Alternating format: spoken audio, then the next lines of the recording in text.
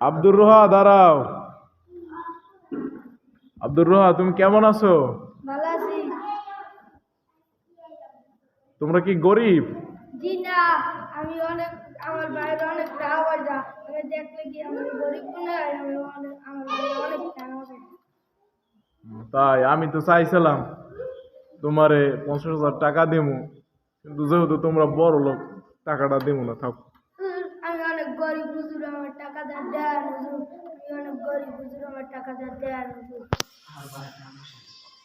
আমার বাইরে টাকা পয়সা নাই হুজুর। তাই তোমার তুমি যেহেতু বড় লোক, অনেক টাকা পয়সা আছে, থাক দেবো না। হুজুর আমি অনেক গরিব, হুজুর টাকা দেন হুজুর। তাই অনেক গরিব তোমরা।